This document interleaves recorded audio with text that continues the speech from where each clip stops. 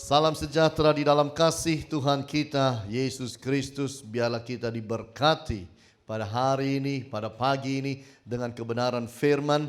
Dan juga bagi setiap Bapak Ibu yang beribadah lewat live streaming Happy Family Center, saya berdoa Allah menyertai, memberkati Bapak Ibu semuanya. Bapak Ibu, saya membaca kisah mengenai seorang di negeri China.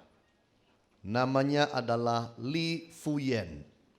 Seorang pria yang mungkin usia sekitar 40 tahun. Yang mana dia mengalami sakit kepala. Tiap hari sakit kepala. Tiap hari sakit kepala. Dan sakit kepalanya ini berkepanjangan, tidak berhenti sampai 4 tahun. Saudara bisa tahan gak sakit kepala 4 tahun? Saya setengah hari aja gak tahan Bapak Ibu.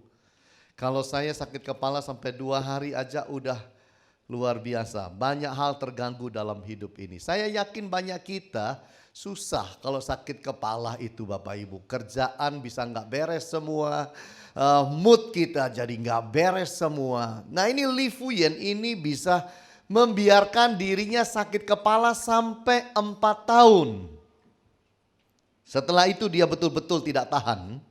Lalu kemudian dia mencoba pergi ke dokter dan dokter periksa dia. Ketika dokter periksa dia tidak kelihatan apa-apa.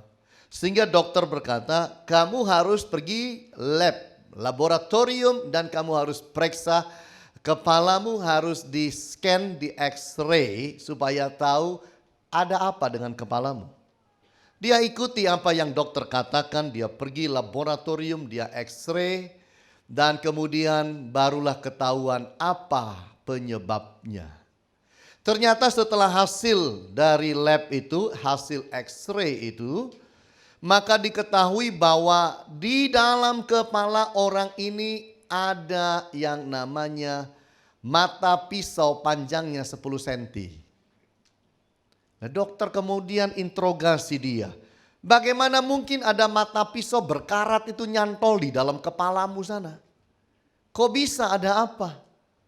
Lalu dia bilang, 4 tahun yang lalu saya ini kerampokan.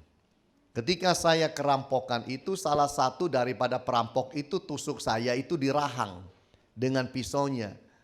Ya rahang saya menganga, lalu dokter itu mungkin jahit sembuhkan, tutup rahangnya, lupa periksa yang lain bahwa ternyata patah di dalam itu. Yang namanya mata pisaunya itu. Nah itu ada terus selama 4 tahun. Percaya gak mau percaya, ini kisah nyata terjadi Bapak Ibu. Pisau karatan, mata pisau bisa nyantol di dalam kepala. Kemudian itu dikeluarkan, sembuhlah dia dari sakit penyakitnya. Ilmu kedokteran itu selalu mengajari bahwa kalau ada apa-apa, orang itu harus didiagnosa lebih dahulu. Orang itu harus diperiksa dahulu. Setelah diperiksa, maka barulah diambil kesimpulan. Lalu dari kesimpulan apa sakit penyakitnya, barulah kemudian ditentukan obatnya. Siapa yang mau ke dokter, ketika masuk pintu dokter bilang duduk. Lalu dokter cuma lihat begini. Dokter bilang kayaknya sakitmu ini deh. Lalu dokter langsung bikin resep. Lalu suruh saudara beli obat. Saya yakin kita tidak akan beli obat. Karena kita bilang dokter belum ngapa-ngapain saya. Periksa pakai stetoskop belum, periksa apapun belum, mata belum disenter pakai itu flashlight, belum mulut belum dibuka suruh belum. Iya kan, ini dokter belum ngapa-ngapain cuma lihat doang, bisa ambil kesimpulan sakit saya apa, lalu kemudian bisa membuat resep obat saya kira-kira apa. Wow. Itu sebabnya kita selalu tahu dokter pasti melakukan diagnosa Bapak Ibu. Nah Bapak Ibu yang Tuhan Yesus kasih, dalam dunia rohani sama. Dalam dunia rohani ada banyak hal bisa terjadi kepada kehidupan seorang anak, kehidupan seorang suami, kehidupan seorang istri, dalam kehidupan berumah tangga. Ada banyak hal bisa terjadi dalam dunia bisnis kita. Ada banyak hal bisa terjadi dalam sakit penyakit kita. Ada banyak hal bisa terjadi dalam relationship kita, bahkan masa depan kita. Kita harus belajar mendiagnosa Bapak Ibu, bahwa segala sesuatu itu baik adanya. Supaya jangan sampai kita mengizinkan kuasa-kuasa kegelapan mengganggu kehidupan kita ini. Saudara, jangan kita berpikir kita hidup di atas muka bumi ini 7 miliar manusia, kita hidup sendirian. No, kita hidup ini ada makhluk yang lain, ada roh-roh yang lain ada di atas muka bumi ini yang siap mengganggu kita, yang siap ngerjain kehidupan kita. Itu sebabnya kalau terjadi hal-hal yang aneh-aneh, kita harus melakukan check up rohani, diagnosa rohani. Dan itulah yang menjadi firman Tuhan yang kita akan renungkan bersama-sama, spiritual diagnosis bagian yang kedua. Spiritual diagnosis mengajarkan kepada kita bagaimana kita hidup, kita menganalisa kehidupan kita supaya kita jangan jadi bulan-bulanan setan. Supaya jangan sampai kita hidup dikerjain oleh roh jahat. Supaya jangan sampai kita hidup kita ini kemudian kehidupan kita dikuasai. Kemudian hidup kita itu betul-betul ditekan oleh roh jahat. Jangan sampai kita mengalami keterikatan. Tapi justru yang harus terjadi adalah bondage off. Hidup yang dilepaskan, hidup yang dibebaskan, hidup yang dimerdekakan. Nah, hari ini kita mau belajar bagaimana kita melihat simptom-simptom, gejala-gejala bahwa seseorang mengalami serangan kuasa kegelapan. Bahwa seseorang mengalami pengungkungan kuasa kegelapan. Kita mau belajar bagaimana sih bisa lihat itu. Karena seringkali kita sebagai anak Tuhan kita bilang saya ini kan cuman jemaat, saya ini bukan siapa-siapa. Bagaimana saya tahu itu? Bapak Ibu, semua itu ada di dalam Alkitab, semua itu ada di dalam firman. Hanya dengan meluangkan waktu belajar, kita bisa mengerti. Nah, apa simptom atau gejala yang pertama? Kalau seseorang itu mengalami serangan atau mengalami diganggu oleh kuasa gelap, atau mungkin sudah dikungkung oleh kuasa gelap, terikat, diperhamba oleh kuasa gelap. Yang pertama akan terjadi yang namanya circle of failure. Coba lihat ini yang namanya lingkaran kegagalan. Ketika seseorang di dalam hidup mengalami gagal demi gagal, demi gagal, demi gagal, demi gagal, demi gagal terus seperti ini, jangan pernah diam. Kita harus diagnosa, kita harus pelajari, kita harus analisa. Apakah kegagalan ini terjadi karena saya, karena manusianya saya, karena kecerobohan saya, karena lingkungan, karena ekonomi yang memang sedang lesu, atau kegagalan ini terjadi sebagai akibat saya dikerjain si roh jahat.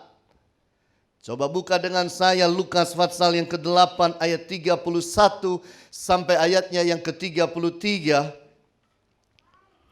Lukas 8:31 sampai 33 firman Tuhan berkata, lalu setan-setan itu memohon kepada Yesus supaya ia jangan memerintahkan mereka masuk ke dalam jurang maut. Adalah di sana sejumlah besar babi sedang mencari makan di lereng gunung. Lalu setan-setan itu meminta kepada Yesus supaya ia memperkenankan mereka memasuki babi-babi itu. Yesus mengabulkan permintaan mereka. Lalu keluarlah setan-setan itu dari orang itu dan memasuki babi-babi itu. Kawanan babi itu terjun dari tepi jurang ke dalam danau lalu mati lemas. Bapak Ibu, kalau kita melihat inilah pekerjaan setan. Setan selalu ingin di dalam hidup saudara dan saya itu tidak mengalami yang nikmat hidup. Tidak mengalami yang enak. Itu sebabnya kita cek jangan sampai kita menjadi pribadi yang mengalami kegagalan demi kegagalan. Karena Allah tidak ciptakan saudara untuk gagal dalam dunia ini. Hanya satu yang amin. Allah tidak ciptakan saudara untuk gagal. Anda tidak dilahirkan untuk gagal. Saudara dilahirkan untuk sukses dalam hidup. Engkau dilahirkan supaya engkau berhasil dalam hidup. Engkau dilahirkan supaya engkau berkemenangan dalam hidup. Gagal itu memang adalah biaya kita kadang-kadang belajar yang namanya sukses. Tapi kalau hidup itu 30 tahun tuh isinya cuma gagal melulu. 20 tahun hidup isinya cuma gagal melulu. Kita perlu periksa. Kita perlu pelajari apa yang membuat saya gagal. Apakah diri saya? Apakah karena saya tidak mampu? Karena saya berbuat salah dan lalai? Atau ada roh-roh jahat yang sedang mengganggu? Saya berharap saudara berdoa sambil saudara dengar firman Tuhan ini. Supaya roh Tuhan itu mencelikkan saudara dan memahami. Sekaligus mendiagnosa hidup saudara masing-masing. Dan tidak mengizinkan yang namanya kegagalan itu terus terjadi dalam hidup. Ada pribadi yang mengalami kerugian demi kerugian. Ada orang yang bisa bilang begini, saya nih kok sial terus. Hidup saya itu hanya dari kesialan demi kesialan. Siapa mau hidup sial? Siapa mau hidup rugi? Apakah ada yang mau plat nomor gratis S1AL? Nggak ada yang mau. Baru tulisan di plat nomor aja nggak mau, apalagi masuk dalam hidup. Itu sebabnya kita harus mengerti kerjaannya setan itu seperti itu. Babi baik-baik dimasukin, kemudian diterjunkan ke dalam jurang. Bukankah itu kerugian demi kerugian? Ketika babi-babi itu semuanya mati, Yesus itu diusir keluar, didesak keluar. Jangan lama-lama di sini, keluar. Seolah-olah Yesus yang bikin rugi karena karena babi-babinya mati. Padahal yang membuat kerugian adalah roh jahat. Betul tidak Bapak Ibu? Yang memasuki para babi-babi itu adalah roh jahat, setan-setan itu. Itu sebabnya kalau saudara mengalami dalam hidup ini selalu aja rugi, selalu aja sial. Engkau itu manusia bocor berkat. Jangan diam. Wong kita ini loh Bapak Ibu, ban mobil bocor aja kita nggak diam. Kenapa kalau berkat bocor kita diam? Sampai kita izinkan berhari-hari sampai bertahun-tahun, bahkan mungkin sampai puluhan tahun. Stop itu dari kehidupan kita. Analisa hidup saudara, diagnosa hidup saudara. Heran, bangun satu perusahaan, bangkrut. Bangun lagi satu perusahaan, bangkrut. Bangun lagi satu perusahaan, bangkrut. Saudara, saya nggak yakin kita seperti itu. Saya yakin ada kuasa-kuasa lain yang sedang mengganggu kita. Itu sebabnya kita tidak boleh izinkan itu semua terjadi begitu aja. Ada pribadi-pribadi dalam hidup ini yang mengalami seret hidup berkatnya. Senin Kemis terus. Jangan diem. Jangan hanya jadi orang iri hati sama orang. Enaknya jadi dia diberkati. Enaknya jadi dia berkelimpahan. Enaknya jadi dia berkat itu melimpah luar biasa. Saya ini Senin Kemis. Kadang-kadang gak sampai Senin Kemis. Senin Selasa. Senin Kemis masih jauh. Kadang-kadang udah Senin Selasa. Mari belajar dalam hidup ini Bapak Ibu. Jangan diam. Lakukan yang namanya diagnosa rohani. Apa yang terjadi pada saya? Jangan-jangan saya berbuat dosa. Jangan-jangan saya tidak taat. Jangan-jangan saya ini adalah orang yang mungkin ngerjain orang lain. Sehingga ada banyak hal, ada banyak celah, ada banyak lubang dalam hidup ini. Jangan-jangan saya ini pemberontak kepada Allah. Kalau itu terjadi karena dosa, kita berubah, kita bertobat. Tapi kalau karena roh jahat, kita harus ambil satu tindakan. Usir itu dari kehidupan kita. Setuju bilang amin. Bapak Ibu yang Tuhan Yesus kasih, Yohanes 10 ayat 10 berkata bahwa pencuri itu datang untuk mencuri, membunuh dan membinasakan. Dan ini yang terjadi ketika setan masuk pada babi-babi. Dicuri itu dari kehidupan mereka yang mempunyai babi-babi itu. Lalu kemudian dibunuh, dibinasakan. Itulah pekerjaan roh jahat. Dia bisa ganggu kehidupan anak-anak Tuhan, ganggu berkat-berkat Tuhan. Saya membaca kisah mengenai seorang muda bernama Tom Toro. Tom Toro adalah seorang yang punya bakat menggambar. Dan dia sangat suka menggambar yang namanya kartun. Dia ini jago gambar kartun. Hidupnya itu hanya dari kemiskinan demi kemiskinan. Satu kali waktu dia itu pergi ke pasar loak. Lalu dia beli satu buah buku. Dan buku itu dipelajari. Memotivasi dia. Singkat cerita, dia kembali kepada hobinya, yaitu menggambar kartun. Hobi gambar kartun ini bukan sekedar hobi, tapi dia ingin supaya kartunnya itu dijual, dapat uang.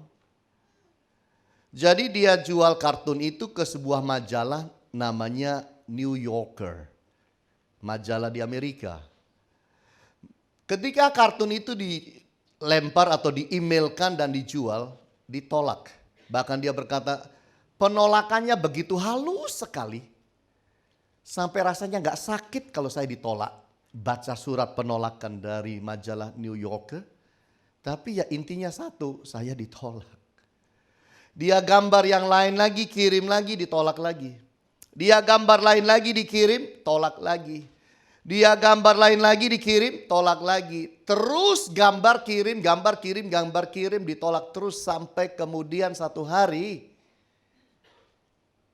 Dia buka email dan dikatakan, gambarmu kami terima. Mulai dari situ, dia mulai dapat uang. Mulai dari situ, dia kaya. Dan ketika dia menjadi kaya, saudara harus mengerti satu hal, bahwa dia kaya bukan hanya kaya begitu. Berapa banyak kegagalan dia lewati. Berapa banyak gambar kartun yang sudah dikirim ke majalah New Yorker dan ditolak. Jumlahnya adalah 610 gambar. Kalau saudara gambar 5 ditolak masih mau kirim. Gambar 10 masih mau kirim. Orang ini ditolak sampai kepada angka 610 gambar. Hebat. Persisten. Lalu ketika dia udah kenal baik dengan manajernya yang ada di sana, editornya yaitu Bob Mankoff. Dia tanya, kenapa selama ini gambar saya ditolak? Lalu Mankoff bilang, gambarmu selama ini ditolak, 600 lebih itu gambar ditolak. Karena kamu itu gambarnya, model gambarmu selalu sedih. Gambarmu tidak pernah ada keceriaan, ada sukacita di dalam gambarmu. Kamu gambar 600 lebih itu sedih semua gambarnya. Kita gak mau gambar-gambar yang sedih, kita mau gambar yang ada senyumnya, ada tertawanya, ada cerianya. Itu sebabnya ketika dia mulai menggambar yang ceria, semua gambarnya diterima dan laku dan dia menjadi sukses. Bapak Ibu, kadang-kadang gagal itu memang gara-gara kita. Gara-gara kesalahan kita, gara-gara kelalaian kita, gara-gara kekonyolan kita. Pendeknya karena human, karena kita. Kalau itu kita bisa pelajari.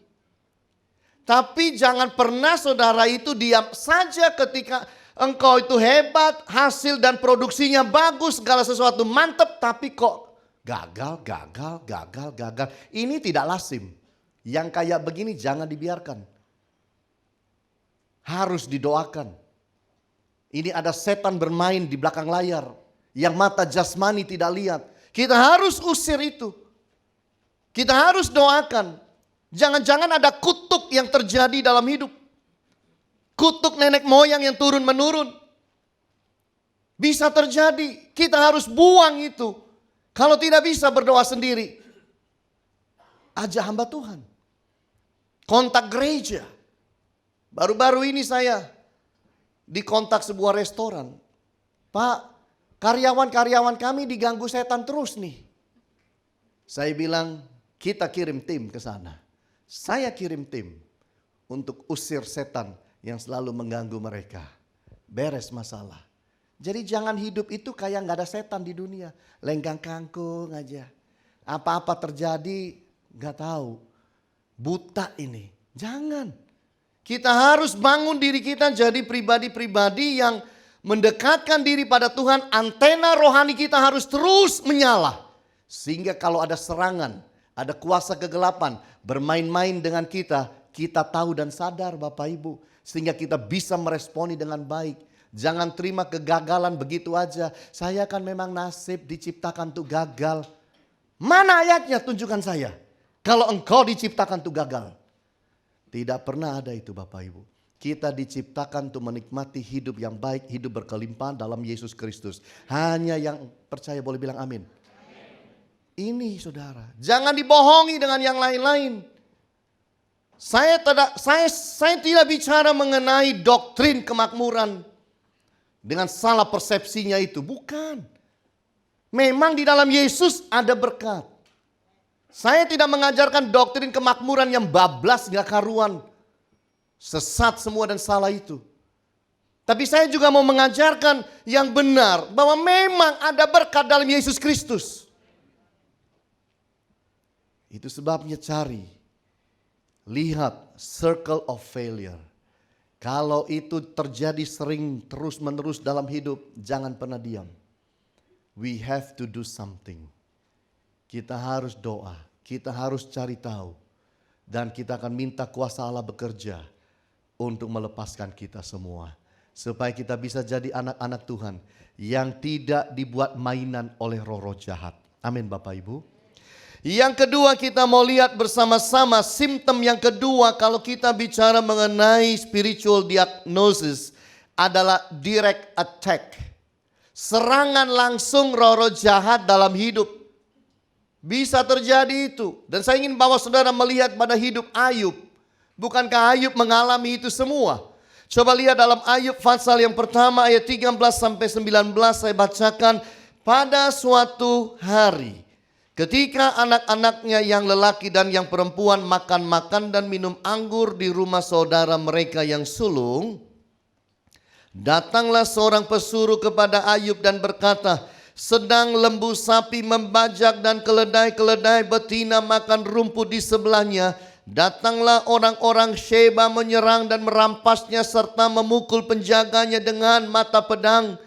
Hanya aku sendiri yang luput sehingga dapat memberitahukan hal itu kepada Tuhan. Serangan pertama lewat orang-orang Sheba. Sementara orang itu berbicara, datanglah orang lain dan berkata, api telah menyambar dari langit dan membakar segala serta memakan habis kambing domba dan penjaga-penjaga. Hanya aku sendiri yang luput sehingga dapat memberitahukan hal itu kepada Tuhan. Serangan yang kedua, api menyambar dari langit. Sementara orang itu berbicara, datanglah orang lain dan berkata, orang-orang Kasdi membentuk 3 pasukan lalu menyerbu unta-unta dan merampasnya serta memukul penjaganya dengan mata pedang. Hanya aku sendiri yang luput sehingga dapat memberitahukan hal itu kepada Tuhan. Serangan ketiga, orang-orang Kasdim.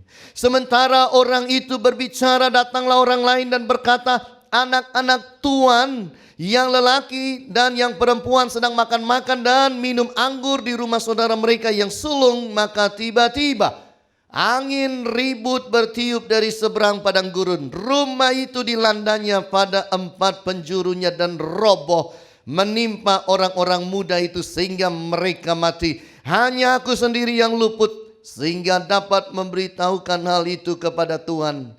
Serangan keempat, angin ribut. Bapak Ibu yang Tuhan Yesus kasih, inilah yang terjadi, serangan-serangan yang luar biasa dalam kehidupan Ayub dan keluarganya dan rumah tangganya. Sasaran iblis adalah aset dan kekayaan manusia. Khususnya saudara-saudara, kita-kita yang adalah umat Allah.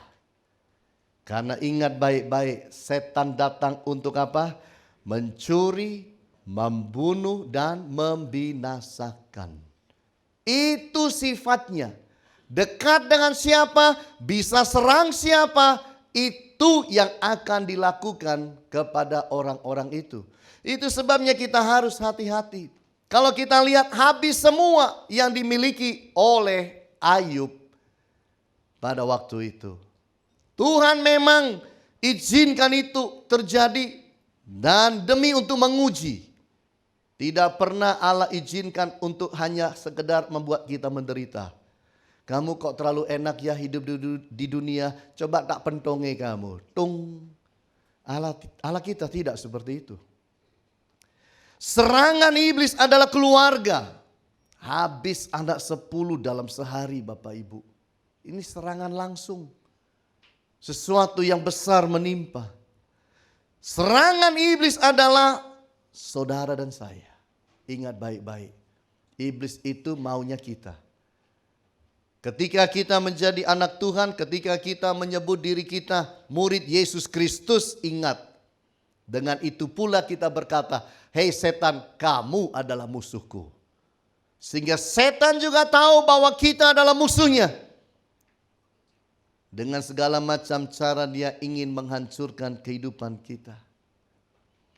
Saya punya staf di luar kota. Malam-malam baca Alkitab. Tiba-tiba bisa ada seseorang berdiri di sebelahnya. Malam, jam 10 lebih sendirian dia. Di kamar, sedang baca Alkitab. Pakai kaos oblong, tangan pendek. Orangnya pakai sarung. Lalu orangnya deketin dia. Dia bisa lihat orang ini. Orang ini juga lihat dia. Lalu disapa. Belum tidur. Lagi baca ya.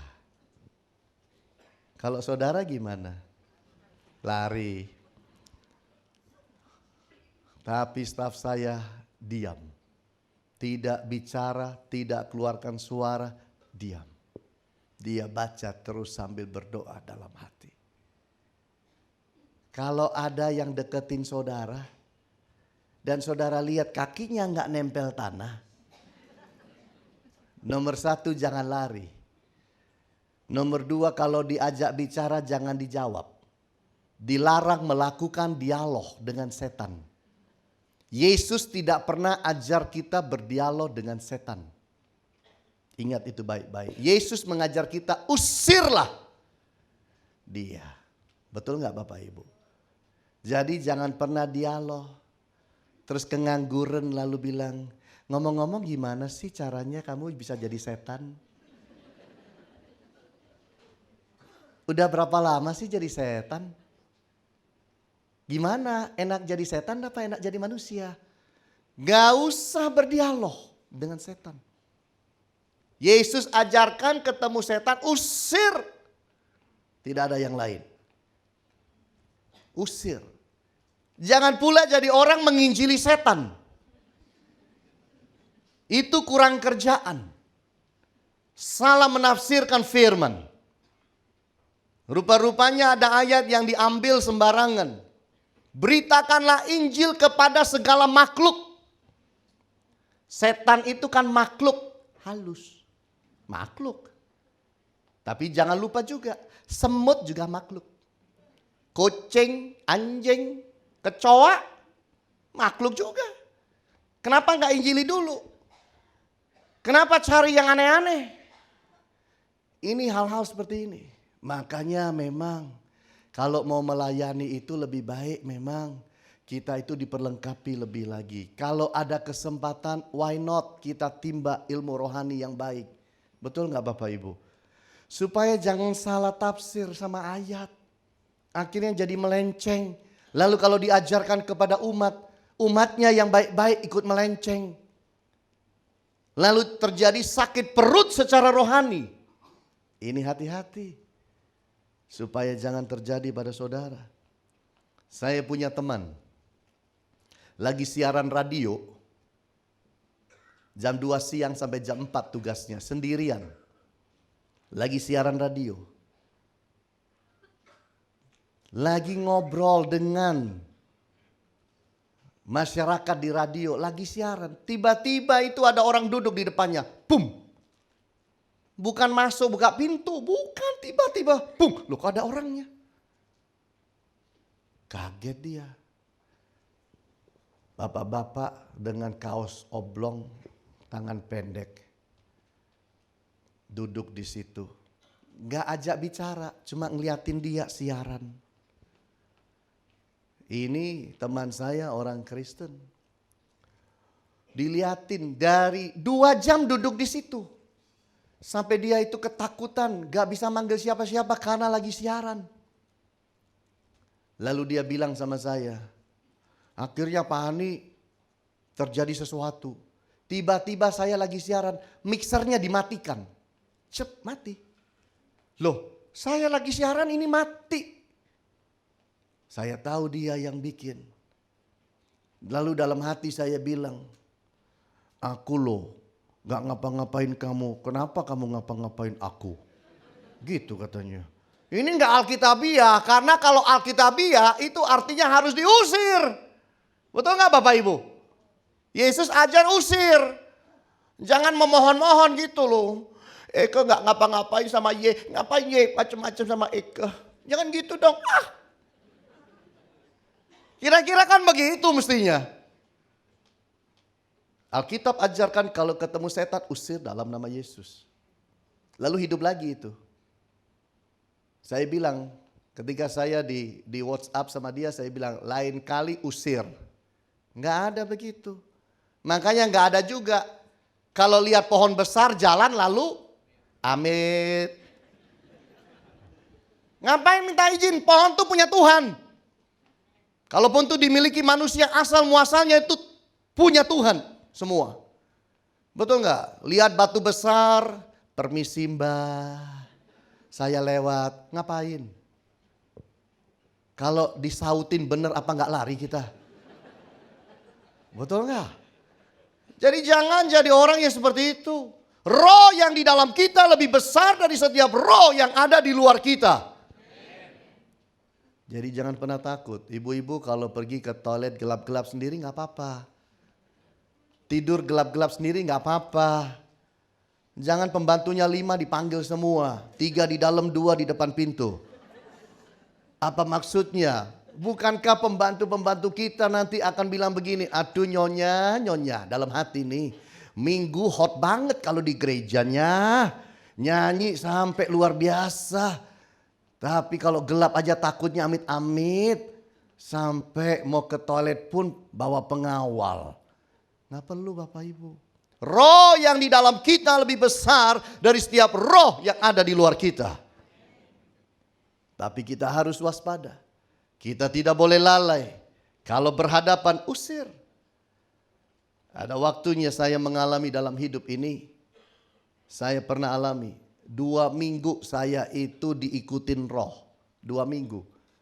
Kita itu manusia. Kalau kita memang baca Alkitab, kita berdoa. Kerasa. Kalau ada apa-apa tuh rasa.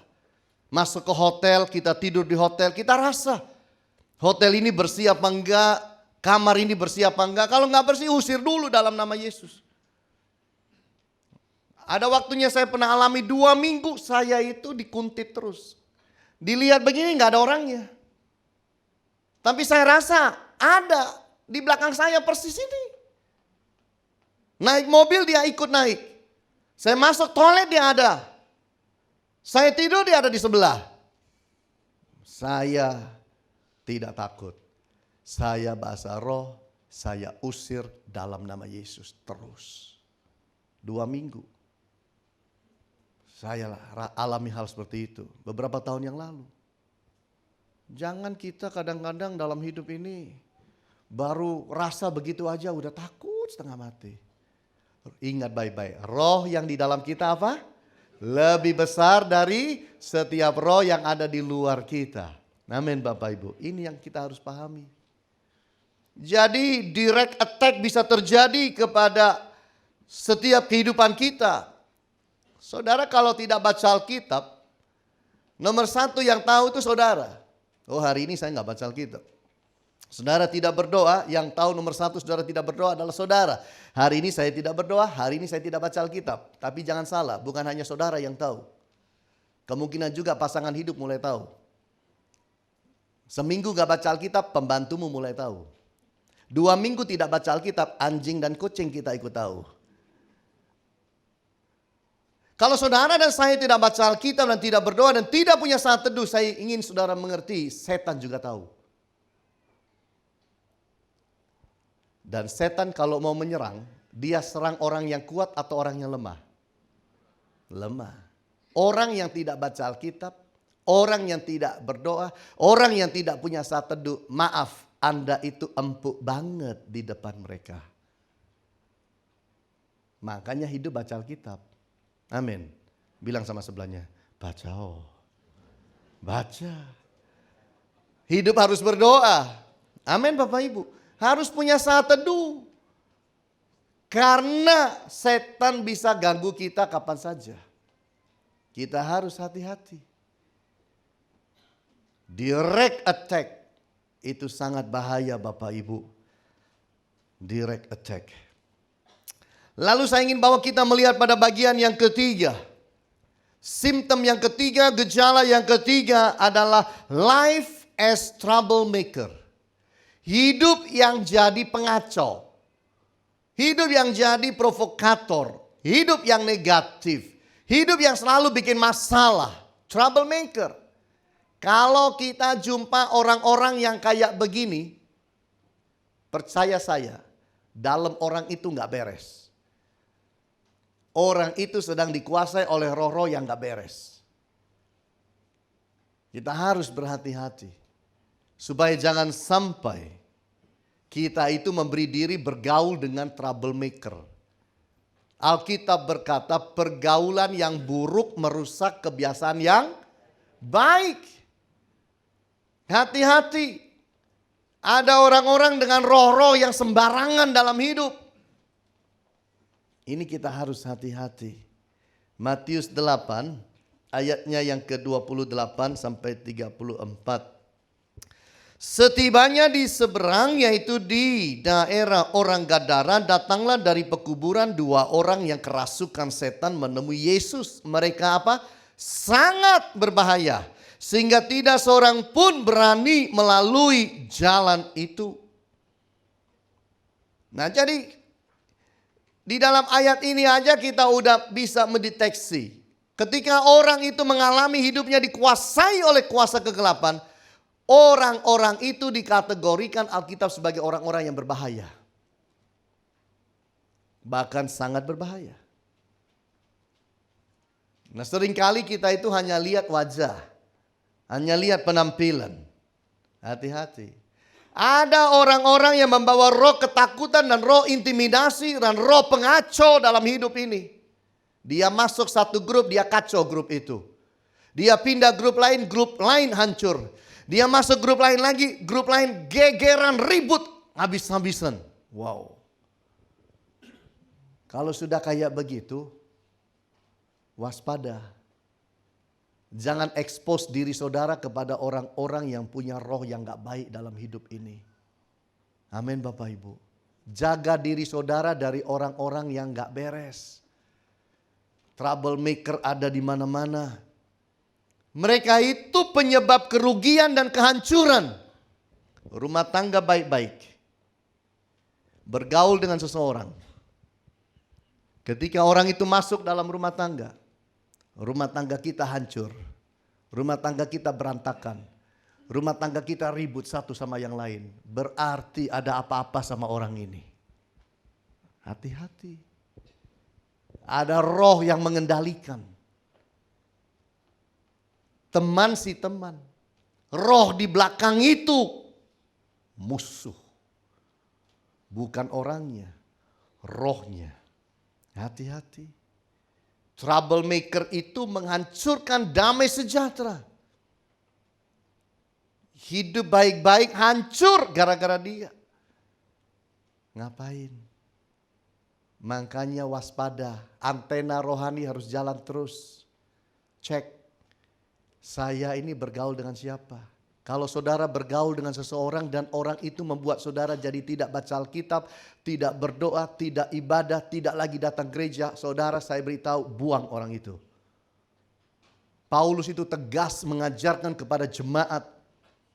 Berhati-hati dengan pengajar-pengajar yang sesat, dengan orang-orang yang bawa roh-roh yang gak baik dalam hidup. Kalau orang tua tahu anak-anak itu bergaul dengan teman-temannya yang gak beres, jangan diem. Sebelum kelanjutan. Harus belajar tegas. Kita jangan beri diri kita untuk kemudian dirusak lewat troublemaker. Hati-hati dalam hidup. Jaga rohani saudara. Jaga kehidupan keluarga saudara. Ada orang yang bisnisnya bagus. Tiba-tiba bergaul dengan seseorang. Bisnisnya tidak lagi diurus. Kemudian hidupnya mulai berubah. Gaya hidupnya mulai sembarangan. Biasa selalu pulang sore, pulangnya pagi sekarang. Oh, biasa di rumah baik, sekarang gak kerasan di rumah. Gara-gara bergaul sama satu orang. Orang itu bawa roh gak beres saudara. Saudara harus menjauh dari orang itu. Kalau engkau kuat saja engkau harus menangkan dia. Tapi kalau engkau sudah mengalami kerugian-kerugian yang tidak terhitung secara keuangan, secara damai sejahtera, hilang damai sejahtera. Karena dia masuk kita gegeran sama suami istri ribut, orang tua sama anak ribut gara-gara satu orang. Wah, yang gak beres orang ini. Ini kanker nih, potong. Amin Bapak Ibu, jaga hidup baik-baik. Kalau ada orang itu menggagalkan ibadah saudara, iman saudara, rohani saudara, hati-hati terhadap mereka semua itu.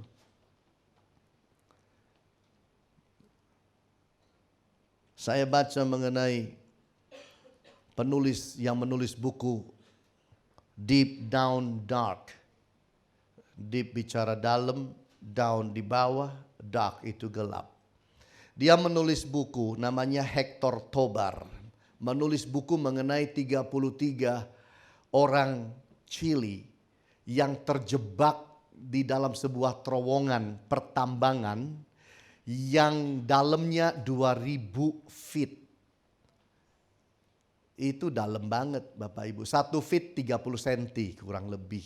2000 feet di dalam sana. 33 orang terjebak karena terjadi longsor, ketutup. Tidak ada cara orang menyelamatkan. Tidak ada orang tahu mereka mungkin sedang ada di bawah. Tanpa segala sesuatu. Mereka hanya punya bahan makanan dan minuman yang itu-itu aja. Lalu kemudian seseorang mulai berdoa. Orang Kristen. Namanya Don Jose Hendrik. Dia Kristen satu-satunya dari 33 orang ini. Dia bilang, mari kita berdoa sebelum kita ke sorga. Ya udah kamu doa. Doa. Supaya Tuhan kuduskan, ampuni dosa dan lain sebagainya. Supaya bisa, ya Tuhan kalau masuk sorga ya udah dang cepet ini. Kita terkurung sekian dalam jauhnya di dalam perut bumi. Tapi gak mati-mati. Dan ini berlangsung sampai lebih dari 3 bulan. Ini masalahnya. 33 orang terjebak dalam 3 bulan lebih di bawah perut bumi. Tapi tiap hari dia pimpin doa. Terus akhirnya yang nakal-nakal, yang sifatnya aneh-aneh, yang tidak kenal Yesus pun mulai serahkan diri bertobat. Tahu udah mau mati, udah menyerahkan diri pada Yesus. Bertobat gara-gara satu orang ini, Don Jose. Dan akhirnya Bapak Ibu, doa yang dinaikkan 33 orang ini bawa mujizat. Itu mereka bisa digali Bapak Ibu. Wah, diselamatin satu persatu. Selamat. Karena satu orang rohani yang ada. Tuhan panggil saudara di dalam hidup untuk menjadi imam dalam rumah tangga. Menjadi tiang-tiang rohani di dalam rumah tangga. Supaya engkau membangun dan menjaga dan membentengi kehidupanmu, rumah tangga, pekerjaan, bisnis, kesehatan, keluarga. Itu dipagari, dibentengi supaya hidup saudara jangan sampai mengalami serangan roh jahat di dalam hidup ini. Dan kalaupun mengalami serangan roh jahat, engkau bisa bangkit dan alami kemenangan-kemenangan dari Allah. Jangan jadi Kristen tidak doa. Percuma pakai kalung salibmu kalau engkau enggak doa. Yang penting hidupnya yang harus pikul salib, bukan lehernya. Tapi boleh juga lah Bu, bagus kok, nggak apa-apa. Ntar pulang semua buka kalung salib. Oh coba pakai salib, Pak Hani nggak suka lihat. Salah. Yang saya maksudkan pakailah kalung salib. Tapi hidupmu memang harus pikul salib. Hidupmu harus rohani. Hidup harus berdoa. Jangan jadi Kristen tidak doa. Sungguh Bapak Ibu. Jangan jadi Kristen tidak baca firman. Saudara itu betul-betul menjadi barbecue di mata setan. Engkau menjadi wagyu. Engkau menjadi tenderloin di hadapan setan. Empuk banget. Setan tidak akan serang yang kuat-kuat. Kenapa? Begitu dicari yang kuat, dia ketemu yang kuat, dia mulai serang.